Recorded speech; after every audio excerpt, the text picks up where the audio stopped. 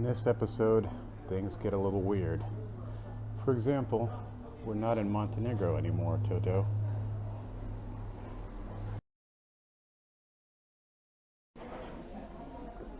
So I spent 2.5 months in Montenegro, and this is my takeaway so far. Very pretty, gorgeous country. I don't think there is an ugly country in the Balkans, come to think of it. Um, but I ran into some real challenges, two showstoppers in particular. Um, Infrastructure is imperiled there. The locals complain that half the year it's construction season and traffic is bad, and the other half of the year it's tourist season and traffic is even worse. There's only one real roadway between, for example, Tivat and Budva, or Budva and Kotor. If there's an accident anywhere on there, the whole rest of the road is a giant parking lot, and there are no alternates in most cases, so you can't just reroute off the main drag and get rerouted on your mapping software, like Google Maps, for example. There just isn't enough supporting infrastructure. So they've got plans for a bigger highway system, but we're looking at 5 years before they even break dirt on it. So if you're an idiot that has to be physically present for their job, like me, first off, don't. Get a remote job, seriously. Don't make things difficult.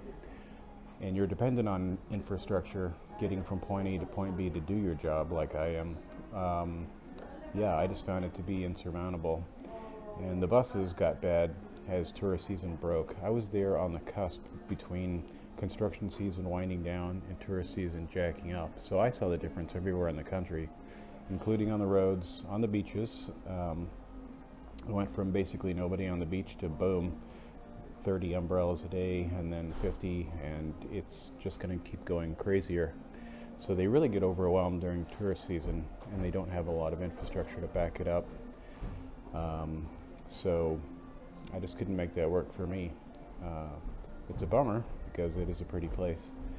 Also, it's obviously geared towards tourism and pretty much just tourism. So you're either there as a tourist or you're there trying to make money from tourists. Or you could be a property investor, that sort of thing. And there's construction everywhere. Budva, you got to watch your step if you're a pedestrian or a bicyclist there, because there is so much construction and it's haphazard with rebar sticking out into lanes of walkways and so on, holes in the ground galore. Really not a good walking or bicycling infrastructure either in most cases. You'll be walking and the sidewalk will just end and you're there on the side of a highway, and it can be downright dangerous, and I can't even imagine doing it at night. So really watch yourself, give yourself lots of time, and be prepared to backtrack and try to figure out another way, on foot or on bicycle even. The other thing is the postal service is a complete abomination. I understand it is in other countries in the Balkans as well, and even in Italy, but just don't depend on postage. Now, there are not a lot of specialty shops even in Podgorica, so if you need specialty tech products, like I needed some blades for a particular drone that I damaged over here calibrating my drone, you might be up the creek and you might have to wait. I don't even know how long. I waited for 3.5 weeks for my Amazon shipment to get shipped from a friend in the US that sent it to me directly. Actually, they sent it to my local post office. I ended up going to 5 different post offices trying to track it down, and they were all clueless. They just didn't know what time of day it was. So that was difficult as well. And to make a long story short, I ended up in Albania. I'm right now in Tirana. I've only been here for going on my first week, so I'm really new here. But it's way bigger. It is a big, crazy jungle of a place. Let me backtrack a little bit. It was never my intention to travel around and be a wandering digital nomad that spent 3 months here and 3 months there, and it's still not my goal. I just want to settle down somewhere where I can function and actually have a business and get basic things that I need to make my world work the way I need it to, at least somewhat. So far really good. I'm really liking this crazy jungle that is Tirana. I don't have a lot of pretty footage to show you guys just yet. I've just been really busy getting resettled in, doing all the basics you do when you go to a new country. You get your currency converted, so I went to an exchange and I did that. You go, in my case, I went to Vodafone, got a new SIM card, got rolling with a new app and a new SIM card, and just starting all over again. But I will say, off the bat, some obvious differences. Way bigger infrastructure, more than one way to get from point A to point B. You split off the main drag. Google Maps is what I've been using just out of habit. It will reroute you another way, so that's pretty nice. Yeah, traffic is crazy, just like it is in Montenegro and probably in all of the Balkans and in a lot of countries. But I've been watching and observing and trying to get a feel for the flow of this crazy traffic. I will end up getting a bicycle next, and I'll give you a report from there. Speaking of bicycle, Tirana is much better set up for pedestrian and bicycle traffic with dedicated bicycle lanes. Virtually all the new construction roads have very generous bicycle lanes that are well marked out. Also the traffic lights, they've got some really cool traffic lights where the entire stem, base, arm, and everything of the traffic light lights up the appropriate color, green, amber, red. And I think that's a really good idea and way safer. Hopefully that catches on, even in the US. It's kind of funny. Albania may be behind in a number of ways, but in a couple they seem to be trendsetters. Also, it's an incredibly green capital city. I've never seen such a tremendous, generous amount of trees, grass, flowers, green areas, bushes. It keeps the temperature down, and it just makes it really nice to have all the green and the shade. Noticeably different in terms of temperature. So pretty neat so far. I understand the postal service is just as messed up here as it is in our northernly neighbor, but we'll see if and when we have to get there.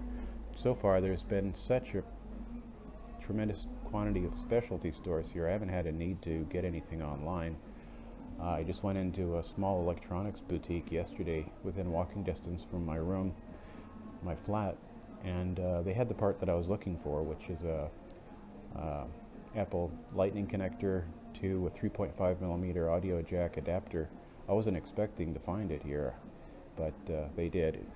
The odds are, if Tirana doesn't have a shop that has it, that probably doesn't exist, so that's pretty cool.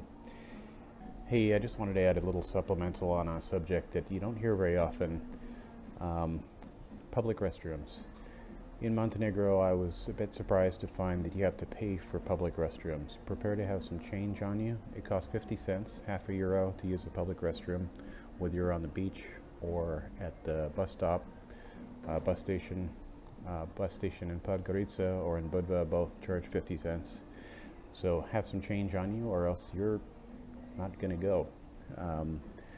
And there are very few public restrooms I found in cities in Montenegro. Somewhat more here in Tirana, but and also I haven't found a pay restroom in Tirana. They seem to be free restrooms. There could be exceptions to that, so have some cash just in case. Always have cash in both countries, because not everybody takes a credit card reader. This is pretty common. Just know that. Also, the restrooms oftentimes do not have paper. They don't have TP. So if you've got like a little shoulder bag or a little day pack backpack, take like a half or a third of a roll, throw it in a shopping bag and just throw it in there and have it with you, because the odds are about 50% of the time you're going to go into a public stall or even a restroom stall and it will not have paper. So maybe you can save somebody else's day if you're with a party of people and they discover, uh-oh, no toilet paper. So look out for that. Also, I noticed in Montenegro they have the squat type toilet arrangement. Don't panic if you see one of these. They're really common throughout the world, just not in the United States or Canada. Those ridges along the side, okay, what you do is you back up to it and then you squat down. That's basically how it works. And if you're a guy and it's in the men's room, which this was, of course, you just stand there and go about your business to do a number one. Once again, bring your own paper. It's not going to be there. I checked every stall in the Podgorica, Montenegro bus station restroom. Not a single stall had any TP. So definitely bring your own. I just want to help to avoid an uncomfortable situation you might otherwise find yourself in. I hope that helps. Anyway, hopefully I can make things work here, and I'll try to get some actual footage of the greater Tirana area. If all goes well, I'll be getting out to Durrës tomorrow and investigating the coast. I understand that they've done some great things with the greater Durrës area now. It's a lot different than it was just a couple of years ago. So that's the latest. The Yank's going to keep trying to make it work, and I'll catch you pretty soon.